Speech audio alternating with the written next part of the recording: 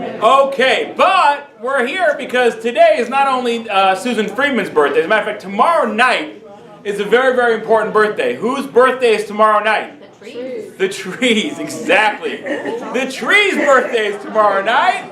Tu b'shvat higia chag ha'ila. Note, yes, lo and behold, tomorrow night, Friday evening, Shabbos Kodesh Parshas B'Shalach is going to be Tu b'shvat, which is the birthday of the trees. So we're going to be celebrating the birthday of the trees, hopefully, here. And today I decided we're going to start next week. We're going to start doing the series on Esther. Remember last year we did this incredible, in-depth, behind-the-scenes story of Esther, and we spent like 9 weeks on it. We only did like 3 chapters. So, God willing, this year we're going to spend like 6 weeks. Maybe we'll get another 2 chapters done. We'll see what it is, but it's really incredible and fascinating what was going on behind the scenes there. But this week, because Tu B'Shvat starts tomorrow night, I would like to talk about Tu B'Shvat and what does it really mean that it's the birthday of the trees. We actually had a tree that was uprooted from our house about 1.5 years ago. Thank God. It was a diseased old tree that kept making all kinds of like terrible little tree roots coming up all over our property. And after years of begging Oak Park, and it was falling apart, and after years of begging Oak Park, they did get rid of it. And but we have 2 new trees now. So tomorrow afternoon, me and the children plan to go out and lovingly caress the trees and deliver them gifts. I think one of my trees says he prefers beer. The other one would like a Chardonnay. and I think one of them also said something about he really wants a pair of cufflinks.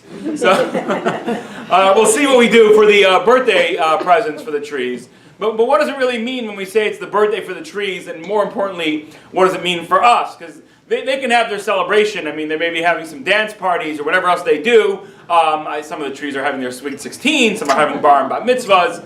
But that's on their side, how they celebrate. But how do we celebrate Tu B'Shvat? And what is it supposed to mean to us? What does it mean that it's the birthday of the trees? And what are we supposed to do about it? Okay. Now, I got to tell you that personally, I have very ambivalent feelings about Tu B'Shvat, because when I was a child, on Tu B'Shvat, all the kids would come to school with these baggies of like all kinds of dried fruit. I think my favorite dried fruit is probably apples, right? It's just soft and delicious, not very hard on your teeth, but very sweet and delicious. I would usually get sent to school with a paper bag filled with Buxer, okay? If you guys are familiar with the Buxer, also known as carob, and you can call it carob, you can call it Buxer, you can call it whatever you want, but I think everyone agrees that it's a form of cruel and inhuman punishment. First of all, you spend like 15 minutes gnawing on something that tastes like raw earth, and then after you eat it, let's just say it wreaks havoc on your digestive system from the beginning until the end. Evidently, yeah, I'm just stating the facts, ma'am. And on top of that, it seems like it is a delicacy somewhere in this country. But then again, we have entire chains of like Whole Foods that are selling multi-grain, 7-grain, ancient grain, unleavened breads and all sorts of other things. So if you're eating all that food, hey, Buxer's probably a treat. And power to you. I'll have some Cocoa Pebbles if I want to treat myself. In any case, when people say, well, you don't really need to have Cocoa Pebbles because carob, when ground up, kind of tastes like cocoa. No, it actually doesn't taste like cocoa. All right. Anyway, just like applesauce in your cookies doesn't taste like sugar in your cookies. The amazing cookies here, right? But how good are the cookies here, right? Before I started the class, I had to steal a cookie and a half. Anyway, so what is the deal with Tu B'Shvat? What's the source for Tu B'Shvat? There's definitely no mention of Tu B'Shvat in the Torah itself, right? There's no mention. If you open up the Torah, the 5 books of Moses, and you go through them from the beginning till the end, you're not going to find any mention of Tu B'Shvat. So what is the source for Tu B'Shvat? Now, there are a lot of Kabbalistic different customs that are attached to Tu B'Shvat. Tu B'Shvat seders, with drinking 4 cups of wine, starting with mostly white, and then white and red, and then red and white, and then red, and eating the foods in specific orders. My family has the custom to always eat 15 fruits on Tu B'Shvat. The word Tu B'Shvat is Tesvav, which means 15. It's the numerical value of 15 because it comes out on the 15th of Shvat. My family would always eat 15 different fruits on Tu B'Shvat, and God willing, we'll continue with that custom. But there are a whole range of customs, so let's try to figure out what is Tu B'Shvat and what's it all about. Okay, before we do that, just a quick word for our sponsor, Baruch Atah Adonai Eloheinu Melech HaOlam Shehakol Nihiyeh Bidvaro. Alrighty, the earliest source for Tu B'Shvat comes from a Mishnah in Tractate Rosh Hashanah. Rosh Hashanah deals with the laws of Rosh Hashanah, the New Year. However, the Tractate Rosh Hashanah opens by telling us that there are actually 4 New Years in the year. One of them is the New Year for human beings. That's the one that we all celebrate on Rosh Hashanah, the first day of Tishrei. But there are 4 others. There's one for the New Year in terms of counting kings' years, like the fiscal years of kings. One is for tithing of animals. So if you look at your source sheet, source number 1, the Mishnah in Tractate Rosh Hashanah 1:1, there are 4 New Years. On the 1st of Shvat is the New Year for the trees, according to the house of Shammai. The house of Hillel says on the 15th of Shvat. The 15th thereof, of course, we rule like the house of Hillel, and that's why Tu B'Shvat is on the 15th of Shvat. So, what does it mean? They're obviously making a ruling here, Rabbi, Shammai and Hillel, Beis Shammai, Beis Hillel. They're ruling on when Tu B'Shvat is. What difference does it make? If the New Year, if the trees want to have a birthday party, that's their business. What does it make a difference to us? And the answer is, and the reason why the Mishnah is telling us this, is because it actually has a very, very important practical difference. And that has to do with tithes. What are tithes? Is that another form of carrot? No.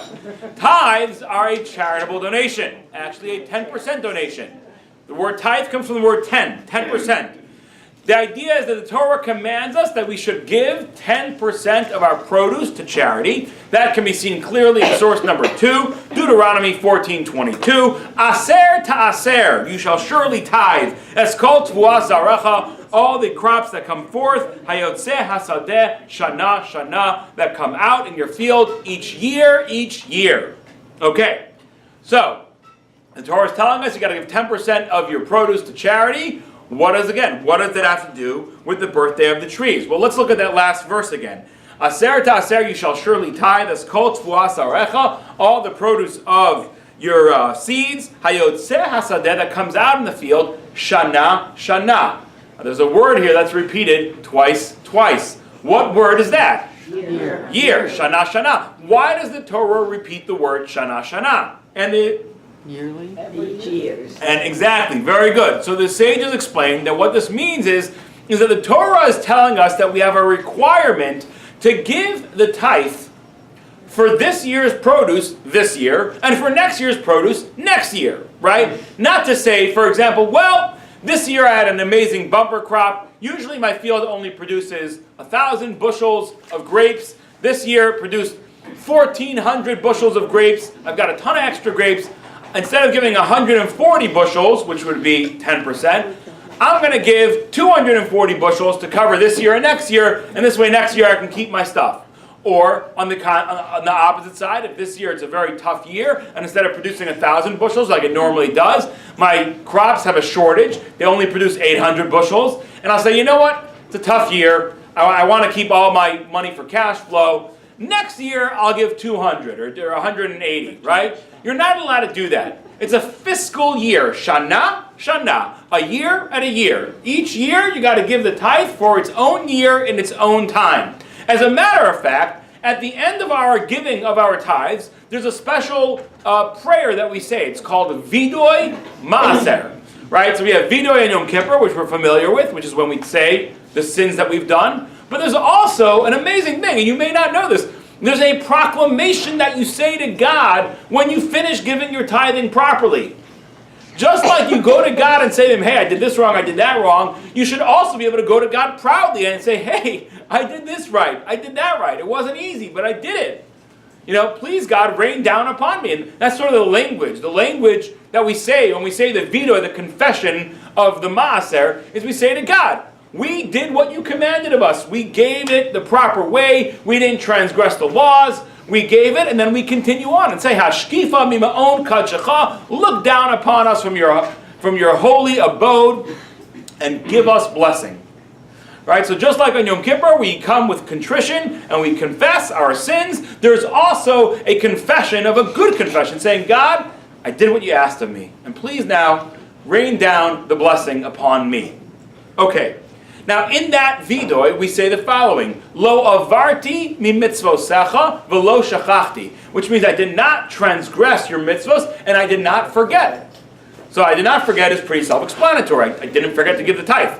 But what does that mean, that you did not transgress the mitzvos? I gave the tithe. It means you didn't transgress the mitzvos. No. So the sages explain source number 3, Mishnah Tractate Maaser Sheni 5:11.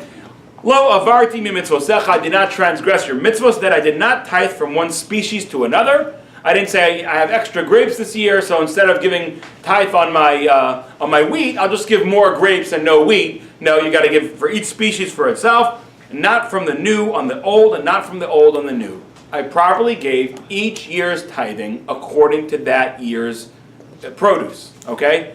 And that is a very important responsibility that we have as Jews, which is to give our charitable gifts on time when they come up. The responsibilities that we have towards charity, not saying I'll give more this year and less next year or whatever, or I'll give when I have more, I'm a little bit tight right now. No, the obligation to give charity is upon us, and we've got to give it properly, we've got to give it on time. Okay, now, you might be tempted to ask, who cares? Why is it so important to God that we give this tithe each year on time, right? I mean, I'll give next year more. If I don't give next year more, then I'm a bad guy. Or maybe I'll give now. I have more this year. I have 1,400 bushels. I have extra bushels. Instead of having to sell them for cheap when it's at the low market, I'll give more now. I'm happy to give more now. I have more than I need. And then next year, when it's tough, I won't give at all. Like, why would God have a problem with us not giving year by year? So, in order to understand this, we're going to learn a fascinating perspective of the Torah, not just on tithe, but on wealth management, and charitable giving as well. And this idea comes from the great Rabbi Moshe Feinstein, who is the pretty much the premier American halachist rabbi of all time, probably. Now, before we talk about Rabbi Moshe Feinstein's words on Tu B'Shvat, we first are going to talk about macroeconomics, right? We are now macroeconomics. It's been a while since you studied macroeconomics. Don't worry, I'll give you a refresher, okay? So there are different types of economies, right? There are the two primary forms of economies are communist and capitalist, okay? And then there are the blends. The communist ethos, right, put forward by Karl Marx, was that nothing should belong to anyone. Everything should belong to everyone. Beautiful, right? What a beautiful idea, right? Income inequality is not a good thing, right? We therefore just create a system where everything belongs to everybody, right? The state owns everything, and everyone gets paid equally. It doesn't make a difference if you're a doctor, or you're a plumber, or you're a shoemaker, or a shoe repairman, right? Or a shoe salesman. We're going to give you what you need. We're going to give everybody what they need based on how many children they have, whatever it is. There should be no income inequality. Everything should belong to everybody. How dare you own your own stuff?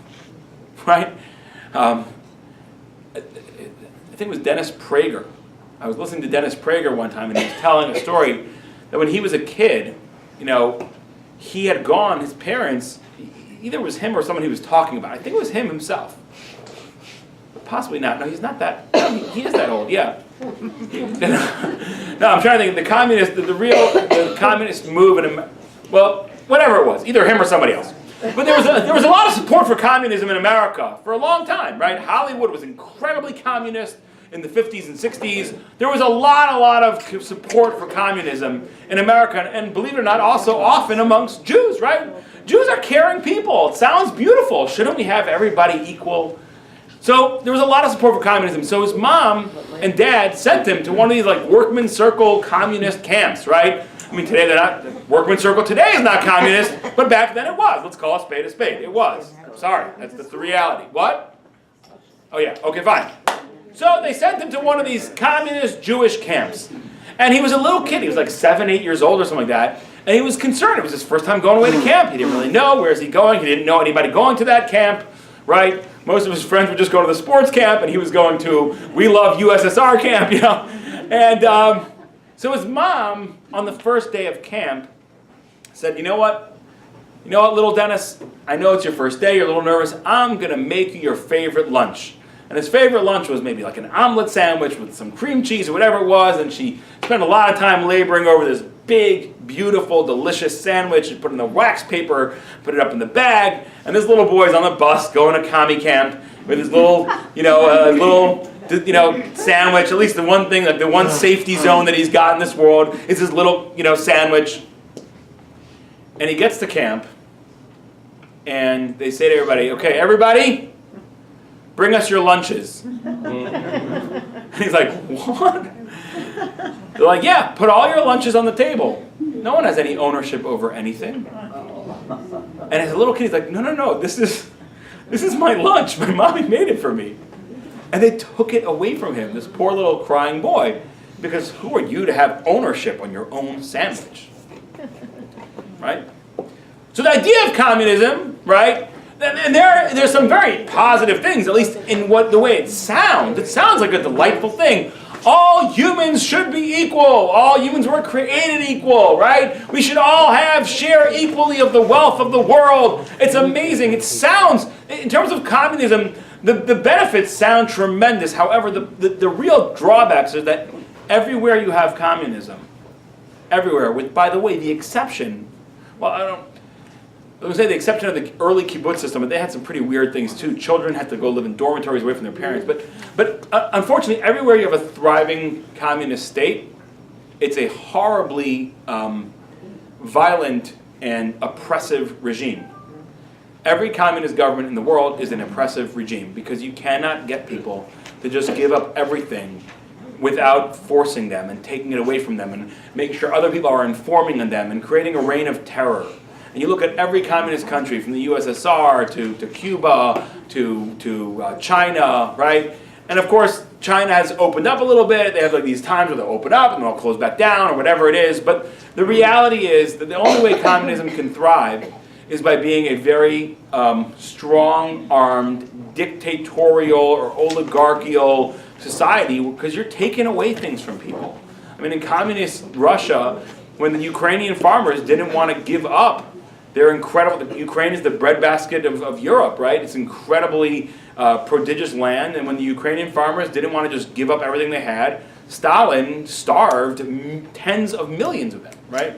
About 20 million Ukrainians. He just starved them to death, right? Took away all their produce as soon as it was made and shipped it away to the motherland, and they starved, and then he brought in new people. I mean, it's crazy. Crazy.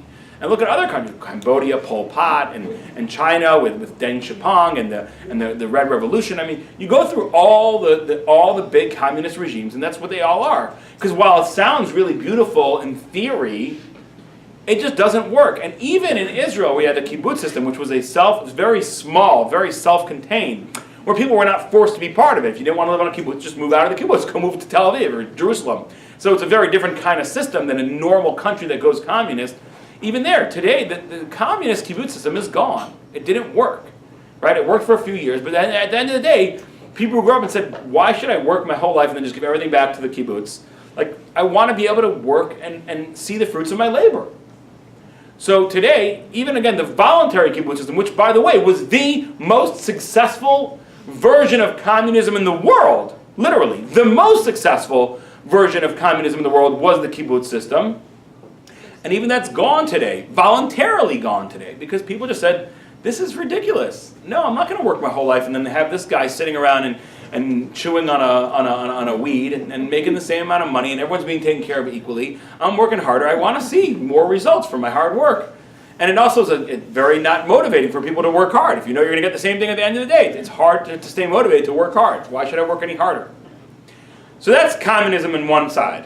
And then you have capitalism. Capitalism means, open, pure capitalism means you can do whatever you want economically. Of course, not steal from other people. You can charge whatever you want. You can pay whatever you want. You can do whatever you want economically, which sounds amazing, right? Work really hard, become really successful. But there are also some real drawbacks to a capitalist society.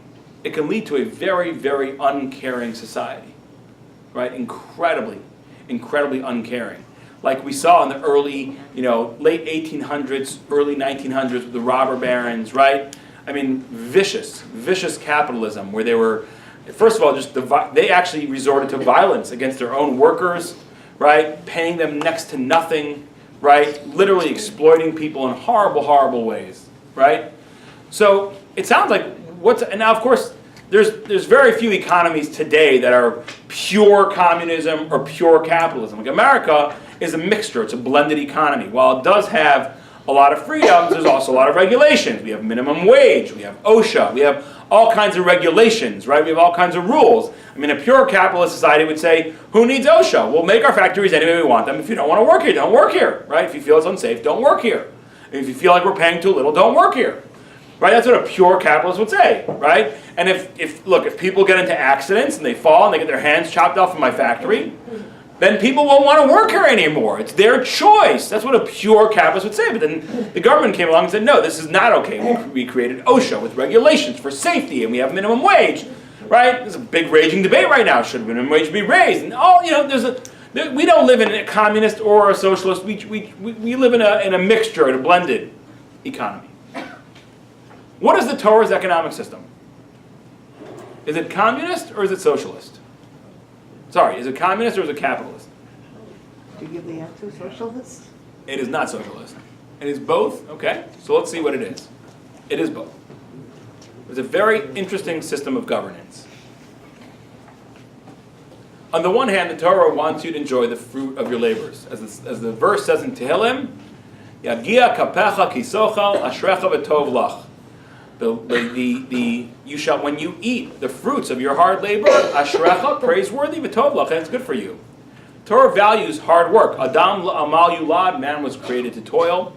And the Torah wants you to work hard. The Torah also recognizes that God is going to bless certain people with more financial success than others.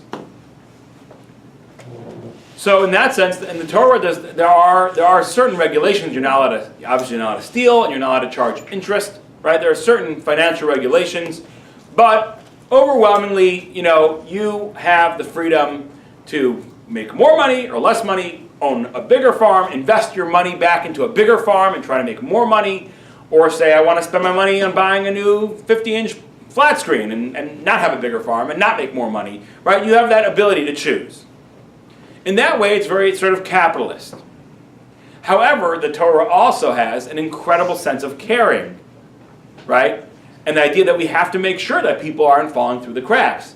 And therefore, the Torah has an enormous amount of mitzvos, requirements, that you should give charity. All sorts of charities, right? You think about the agrarian society, which was what Israel, in the whole world was 90% agrarian up until a couple hundred years ago, right? 90% of the workers in the world were working on the food chain until until a couple hundred years ago. And if you look at the tithes you have to give, there's Truma, which goes to the Kohen, and then there's Meiser Rishon, which goes to the Levite, and the Levite himself has to give a portion back to the Kohanim, and then there's the Meiser Sheni, which goes to the poor, and there's all sorts of, and then there's Leket and Shikha and Peah. You have to leave behind a corner of your field, and if you drop things while you're in the middle of harvesting, you have to leave it behind for the gleaners, right? You know where the word gleaners comes from? People used to go behind the harvesters and glean what was left behind. There's an enormous amount of rules in the Torah to make sure that those who are not privileged are being taken care of. So the Torah has the caring of a socialist system, making sure that people don't end up destitute and poor, but then again the freedoms of a capitalist society. And most importantly, when it comes to the charitable portion of it, unlike a communist society, which will literally come in and by force take away your stuff, the Torah leaves that up to us as an ethic. And says, you are responsible to give your charity. There's no tax man coming. Right? There's no one coming to your house. They're not going to put a lien on your house. They're not going to, garnish your wages. You don't have to send in a tax return on April 15th with all the deductions and the 18,000 pages of tax code. You are responsible to know how much you made, and you are responsible to give it. No one's coming for it. God trusts us And by the way, fascinatingly, when you look at religious societies, generally they give charity at far higher percentages than non-religious societies, right? That's a known fact, right? And specifically amongst the Jews, we are incredibly charitable people, but even amongst the Jewish people, there was a study done by a social scientist named Stephen Cohn. He's like one of the probably the most famous Jewish demographer. And he did a study once on charitable giving, and it was found that those who follow the Torah to the law, they give by far more charity as percentage of income than any other group. So the Torah says, I'm not going to come and take it from you. I'm going to tell you that it's a mitzvah to give it. God wants you to give it. And I'm expecting you to do it because you should care about those who are less fortunate than you. And it works. It worked amazingly well. Now, that is the Torah's economic policy. Now let's go back to Tu B'Shvat for a moment. Source number 4, Darash Moshe Parashat Beshalach, page 52. The tribe of Levi. Okay, now the tribe of Levi was a very important tribe in the Jewish people. Yes, I am a very proud member of the Levi tribe. Our job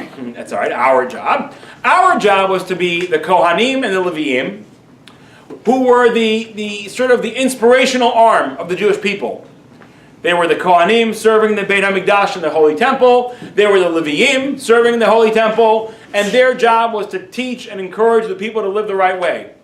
And in order to make sure that all the people were inspired properly and taught properly, the tribe of Levi was not given a portion of land. When they moved into the land of Israel, they split up the land. They drew up borders. And they gave each tribe a big chunk of land. There was no section of the land given to the tribe of Levi. They were actually given 48 cities throughout Israel, and their job was to inspire the people around them. You can't have all the inspirational people living in one area, right? What's going to happen to everybody else? So God set up the system. It's a brilliant system. Make sure Levites live all around the country, and this way they could inspire all the people. But wait a second. They don't have any land. How are they going to make a livelihood? They're busy educating and inspiring. Oh, God made an incredible rule. God says, the inspiration of the Jewish people is really something that's incumbent upon all of us. Everybody who's the farmer will give their tithe to the Levites. And this way, everyone will share an equal burden in Jewish education and inspiration. By the way, that's a brilliant system. That's the way it should work in our communities, right? Think about what happens in Jewish communities. Tuition at Jewish institutions is notoriously high, right? Jewish private schools, any private schools, but I'm not sending my kids to St. Mark's, right? So, tuition at Jewish private schools is incredibly high. And who's left with the burden of paying that tuition? Young parents who have way more expenses than everybody else anyway. Because they're dealing with 4 or 5 young children. So here I have all the expenses of child rearing, the diapers and the food and the shots and the doctor visits and the this and the that, and all the expenses of raising children. And on top of that, I'm being saddled with this enormous burden of educating my children, which is very, very costly. In the olden days, it didn't work like this. The education system, the inspiration system was the Levites, and they were given tithe by everybody. The 55-year-old farmer who has no kids living in the house, and he has the ability to actually pay much more, meaning the education is not being charged to anybody past, meaning once your kids are out of the educational system, right, you can finally breathe again. But then you have the next 10, 15 years, whatever it is, where you're not contributing to the education because you don't have any kids in school. But instead, it's so lopsided. When you have no money, you're being forced to put in a lot of money, and it's choking you. And then when you have more freedom and more money, your kids are out of the house, they're already getting married, they're starting to raise their own family. You now have a lot of disposable income. You don't have any tuition responsibilities. Of course, some of you will say, today, with the college debt, grandparents are paying. That's a different problem that we can talk about. I have my ideas on college debt. Anyway, so the Jewish system was that everybody shares equally in the inspiration of the people, right? Whether you're a 64-year-old farmer with all your kids out of the house, or you're a 25-year-old farmer with 3 little kids going to school, or whatever it is, you all pay the same exact percentage, and everyone gets inspired. Amazing. I'm inspired by that. We should start that again. Let's do that, guys. After this class, we'll have a meeting. Now, Okay, source number 4 says the Rav Moshe Feinstein. The tribe of Levi was not given an inheritance, and the rest of the Jewish people received their portion.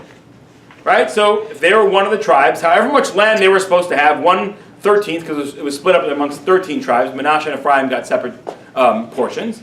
So 1/13 of the land was not given, and it was given instead to all the rest of the Jewish families. Thus the tithes that we give them are not merely a charitable gift from the rest of the nation, but an obligatory payment like a rental payment. You, the farmer living in the tribe of Naphtali, or Asher, or Dan, or whatever it is, you have more land. You know why? Because you have me. I'm the Levi. You have my land. My land was given to you. So as rental payment, you got to pay me back the tithes. Besides even the fact that I'm here to inspire you and all that. But you literally are living on my land. You're producing wealth out of my land. It's like a rental payment. Now, continues Rav Moshe Feinstein, but since it is a sort of obligation where a person can give it to whoever he wants, he can decide which Levi he wants to give it to. I don't want to give it to Rabbi Bunrham. I'm going to give it to Rabbi Cohen, right? That makes sense, right? He's a nicer guy than me. And there is no one that can sue for it. Let's say you don't want to give it at all, right? Let's say, for example, you say, I'm not giving my charity. Can I go to you and say, I'm suing you for your charitable, your 10%? You'll say, I don't know what to you. I'll give it to Rabbi Cohen. Then Rabbi Cohen comes to you and says, I'm going to sue you for it. You say, no, I'll give it to Rabbi Levi or whatever. And there's no one who can sue you for it. There's no one who can come, there's no taxman cometh. Right? That's what we said before. The system is not set up where anybody can come and demand it from you. And no one can sue for it or take from the field when the owner does not give it. A person might make a mistake and think that it's a gift that he's giving. Right? You might be mistaken to think that your charitable donation is just simply a gift out of the generosity of your heart. Right? Because it must be a gift because no one can come and take it from me. I don't feel like my taxes are a gift. I feel like it's an obligation. I'm not happy to do it, but I do it as an obligation. But when I give charity, I feel like, look at me. What a nice guy that I am. I've been giving all these gifts out to the Levi's. No, it's not a gift. It's an obligation. You have our land. We're providing you inspiration. It's a payment. But since people think it might be a gift, therefore, there are some people who are negligent in giving tithes. And even if a person gives, there's room to fear that he might delay and give it out this year. I'll give it out next year, right? And even, let's say, for example, this year I say, I don't know, I'm concerned about next year. I'll give next year double. But then next year you even have a good crop. You're like, well, maybe in 2 years from now, I'll give triple next year. Before you know it, the charity is not given out properly. And that's a real problem. Therefore, the Torah commanded us not to take tithes from the produce of one year for that of the next. So that the person will be compelled to give tithes every single year and will see it as obligatory. By the very fact that you have to give it by a certain time, and for Tu B'Shvat, for fruit of the tree, you have to give it by Tu B'Shvat, right? That's the Rosh Hashanah for the trees, right? That's the sort of the cutoff timeline that you have to give your tithe. And now that you know you have to give it by this date, A, you know it's an obligation, and B, you're not going to say, oh, I'll just give next year double.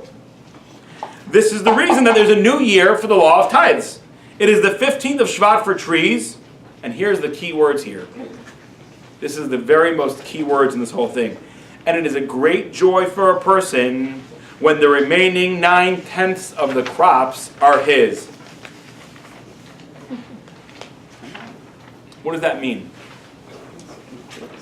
That means that when we start to view our charitable giving as not a gift out of the kindness of our heart, but as an obligation, then until we give our charity, we don't really feel like it's our money yet. We still haven't fully earned it. Once I give my tithe, once I give my charity, now it's mine. And now I can really enjoy it. Yagia kapecha kisocha ashrecha v'tov lach. The fruit, the fruits of your labor, you will eat. You are happy and praiseworthy. That happens when you really fully earn your food. And if the last step of earning your food is giving the portion that you have to give to those who are needy of it, then until you give that, it's not yours to enjoy. And only after you finish that process, now it's yours. And now you can enjoy it. It's almost like Tu B'Shvat is April 16th. I gotta be honest with you, it's a weird thing. From like right around like the beginning of January all the way till right before, like somewhere in April, I live with like this sort of like gnawing dread. Because my tax return is a little bit complicated. Whatever it is, it's a lot of, I don't really ever know what my tax liability or return is going to be, So I'm sitting there and like I literally don't know. Like sometimes I go to the accountant and I think for sure this year I'm going to owe, I don't know, $2,000-$3,000, and then he finishes up. He's like, okay, you're going to get returned $3,000. I'm like, no way, that's amazing. Or the opposite. I'm like, I think this year I'm getting a return, and he's like, you owe $2,740. I'm like, what? Right? I was like, I did not see that coming, right? So like, I don't know where I'm going to be until I actually do my taxes, and then either send that check in or hopefully receive that check. But once I do that, it's like, whew, I'm good now. Now I can just enjoy my bank account or whatever is in it, and and try to make it through to the next year. When I give my tithings, and again, Tu B'Shvat that's the day you got to give all your tithings by, for fruit of the tree. And once you do that, the rest of it is really yours now. And now you really can sit back and enjoy what you earned. Because now you've got it. We actually, by the way, obviously today, we don't give, how many farmers are here? A very, very non-agrarian society here today. What about today, right? Today I'm not a farmer, okay? And I don't have trees that are going to be Tu B'Shvated, right? I don't have grain or anything. So Rav Moshe Feinstein addresses that. We're going to read this together. Source number 5. Nowadays as well, says Rav Moshe Feinstein, a person must know that the world was truly created for all people, and that everyone essentially has an equal share in it. But when one person is wealthy and another person is poor, God has given the portion of the poor to the wealthy one. Just like God gave the portion of the Levites to all the other tribes, if God makes you wealthy, it's because He's entrusting you with the portion of the poor. Consequently, it is not really His, but if he fulfills the requirement that God placed upon him and gives charity to the poor, whose portion he has received, again, he owes it to them because God gave them the blessing of other people, then he will acquire his own portion and it will truly be his. But since, again, no one can lay claim to the charity, no one can tell you, Leiby Bunrham, or you, Susan Friedman, happy birthday again. No one can tell you, hey, how much did you make last year? Where's your charitable donations? You didn't give enough. Give me your money. No one's coming for that. We could easily push off our responsibilities. Most Jews are not giving the required amounts of charity. Because I don't have to give it. It's not really, it's mine. I made it. Yeah, I'll be nice. And they call me for this, for that. I'll give a couple dollars. No. It's not yours. It's not yours. Not all of your money is yours. You don't own your money until you take care of your charity obligations. But since no one can lay claim to the charity, we might push it off, giving the portion of charity from his profits. I'll say maybe next year will be a tough year. I want to save up. I got to put away to my retirement. It's not yours to put away to your retirement. Until suddenly the time comes and you'll see that he never paid his dues and he has really lived off of theft his entire life. Isn't the Torah perspective? It's amazing. Saying if you don't give your charity. Now again, it's very important to learn the laws of charity. There's a guy that I study with. We sit down and study the laws of charity. They're very, very complicated. So I'm not telling you, not only is no one going to come and say, give me more money, but you have to learn the laws of charity to know what you owe. But if you don't give your charity, then you're literally, it's almost like you're stealing. Therefore, a person must learn from the laws of tithes that he should at least not delay from one year to the next. Rather, every year he should calculate how much charity he owes and give that amount to charity. If he makes a weekly or monthly accounting, it is even better, and certainly if he makes a daily accounting. This is a lesson that he learns from Tu B'Shvat, when the remainder becomes ours and we can ask God to give us and all the Jewish people more and more. When we fulfill our obligations and we give our charity, we can look up and say, God, I've given my obligations. Now rain down the blessing upon me. And even more importantly, I can take the rest of that money and say, okay, now I can spend it. The Torah is not against people using their wealth if they've been given wealth. As long as they take care of their responsibilities. Of course, one of the responsibilities is not to use your wealth in a way that will hurt others, right? By making people jealous. But again, if God has given you success, enjoy your success. You know? Go out to eat from time to time. Have buy yourself something nice. It's by all means. But make sure you take care of your obligations first, because then after that, your money is yours. I'll tell you, I'll be open with you guys. I'll tell you how I do it. I have a spreadsheet. Excel is an amazing, amazing program. And I have a spreadsheet. And on one column, I keep track of all the income that comes in and the percentage that I owe to charity. And on the other column, I keep all the charitable donations that I give. Someone comes to my door, I write them out a check, quickly put it in my computer program. And then on the top, frozen, on the top, the pane, you can freeze panes in Excel. Frozen on the top is the total amount that I've owed, and the total amount that I've given, and how much is my balance. It's how much I owe, basically, or how much sometimes I get a negative balance, which means that I've given a little bit more than I owe. And then every year, right before Rosh Hashanah, which is the Rosh Hashanah for human beings, it's the New Year for human beings, I make sure that by Rosh Hashanah, I have to make sure that balance is zero. I cannot owe money over Rosh Hashanah. I don't want to give tithe from this year's income to next year's income. Of course, that results in me scrambling. Most places are closed on Erev Rosh Hashanah. It's like a holiday's coming up, and I'm calling up. I'd like to give a donation to, like, excuse me, I get a voicemail. The office is now closed, So, but I always have there's certain people who I call almost every year on Erev Rosh Hashanah to give charity to, because I want to make sure that I've taken care of all my responsibilities by the end of the year. And then again, I can enjoy the rest of the money and say, God, and by the way, an amazing thing about doing that is, you're really tracking what, and by the way, there's a concept called maaser, which is a tithe, giving 10%. Not everybody can afford to give tithe. And by the way, if you cannot afford to give tithe, you're not obligated to give tithe. Again, there's a whole book full of laws of what you're obligated to give and when you're obligated to give, etc., etc. But if you can give tithe, if you cannot give tithe, decide what you can give and keep track of that. Know that you have an obligation of charity. Say, I can only give 1%. I can only give 5%. I can give 10%, 2%, whatever it is. Maybe you're very wealthy. You want to give 20%. Kol kavod, amazing. Ashrech v'tovlach, right? You should be happy and praiseworthy. But keep track of it. Recognize that it's an obligation. It's not just like, I give charity when I feel good or I see my bank account has a little extra cash, and then when I'm tired, I just shut it down. No, you have to. It has to go with a perspective of this is an obligation that we have. The incredible joy of Tu B'Shvat is the joy of a person who can look back and say, I've done everything that I was supposed to do, and now I can enjoy what I have. Very, very beautiful. The capitalist in me is happy, and the communist in me is happy. The capitalist in me is happy because now I can enjoy my money, and nobody's coming to take it from me. And the communist in me is happy, I've taken care of all those I'm supposed to take care of, and according to the proper percentages that the Torah has dictated to me.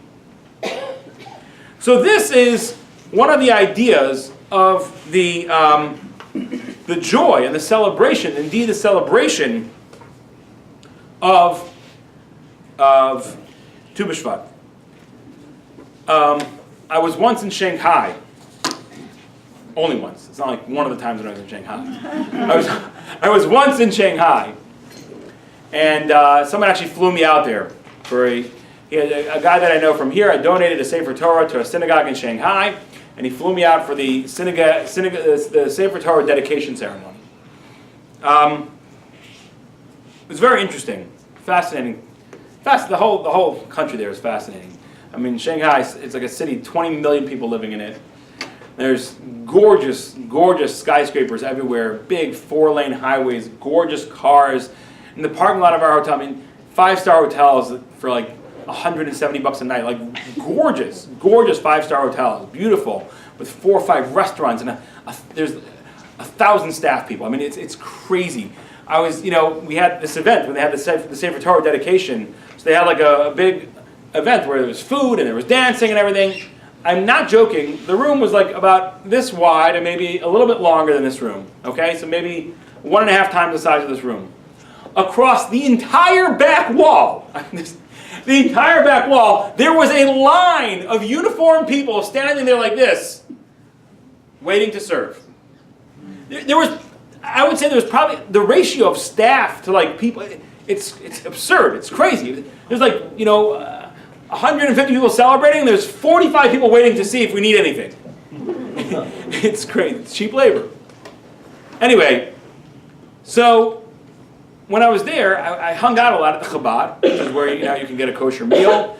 They actually have they have a ton of Chabads all over China and Vietnam and Thailand and Laos and they get Mongolian beef from like Mongolia, and they send out a shochet to go to Mongolia where he'll slaughter, and it's pretty cheap over there, and he'll slaughter like 1,000 heads of cattle, and he'll just like ship meat out to like all the Chabads, and they serve copious amounts of meat, and they're very open and embracing and welcoming to everybody. Friday night you're sitting there, and Friday night they have people coming from there was probably 7 or 8 different languages being spoken in the dining room Friday night. Russian and French and Spanish and English and Hebrew and Chinese, and it was remarkable. During the week it's mostly the Orthodox Jews, the people who only eat kosher, and the people who are looking for services who are hanging out there. And I used to hang out there, and who's in China? Generally speaking, we have a lot of people who are there for kashrut organizations. You see a lot of people there who are there to check up on Chinese factories, make sure that when they say there's X, Y, and Z in the food, there's actually X, Y, and Z in the food, and not that plus lead or whatever, right? So I mean, that's obviously about it. That's why I don't know if you know this, but the majority of the kosher market in America isn't Jewish. Do you know that? The majority of people looking for kosher symbols in America are not Jewish. It's people who want to know that when I see the ingredients, I'm vegan, I'm gluten-free, whatever it is, I care about my children not eating lead. And there's so much of the food is being processed in other parts of the world where it's a wild, wild west. And they just want to know that someone's watching them. So when you see there's an OK or an OU or a Chaf K or whatever it is, you know that there's some rabbi going to their factories. And sure enough, if you go to China, you see tons of rabbis who are literally just flying all over China, going up to factories and spot checking them to make sure that they're putting what they say they're putting into the ingredients and nothing else. In any case,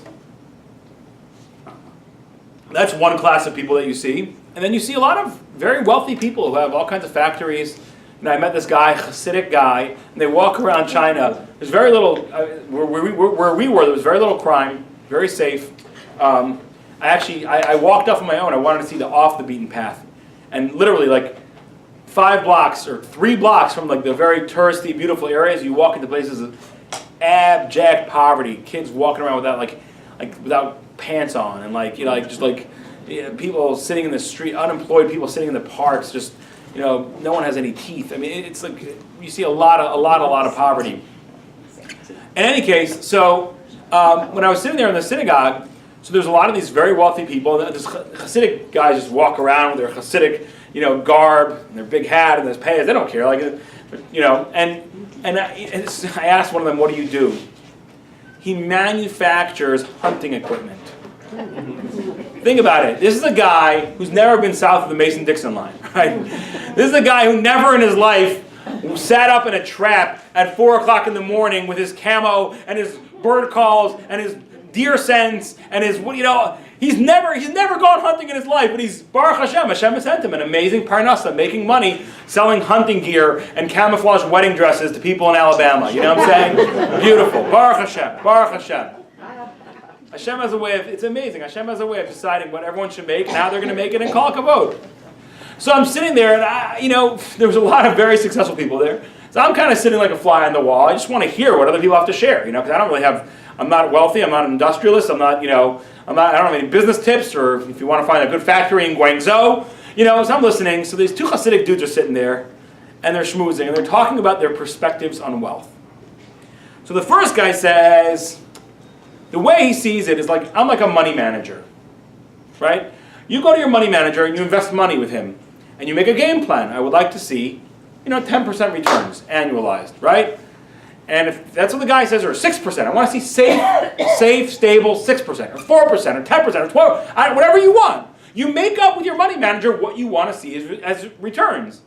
If the money manager produces the returns you asked him to produce, or better, you're going to continue investing more money with him. So that's the first guy's perspective. He's like, I'm a money manager. God has told me I want 10% returns to be given to the poor and the Torah education institutions. And if he sees that I'm meeting my financial planning goals, he'll keep investing more money with me. The other guy says, no, this is how I see it. I'm a bank. And God deposits his money with me. And he makes a stipulation that if you distribute 10% to people who need it and institutions that need it, then you could keep the other 90% for expenses. What a beautiful perspective on money. And these guys, thank God, there were people that God was raining down blessing upon them. That's the proper perspective on money. And that's the joy of tithing, and the joy of Tu B'Shvat, and the joy of giving charity at any level that we can. Whatever our level is, we have to know what our level is, and decide it, and recognize it as an obligation. And again, even if it's only 1%, but there has to be. You know, when someone has literally no money, like literally $0, and they're going around collecting money, they are not obligated to give tithe, but they are obligated to give charity. Do you know that? They're not obligated to give 10% of their income, so if they collect $10, they don't have to give $1 away, but they are obligated to give charity, because charity, at whatever level it is a necessary human function. And you'll see it in Eretz Yisrael. You'll see it. Sometimes you go to the Kotel, and people are collecting money, and you give the guy, and you see this guy giving that guy. Well, wait a second, I gave that guy, I gave you, don't give my money to him. No. You gave him money so that he should live as a human being. Part of living as a human being is giving charity.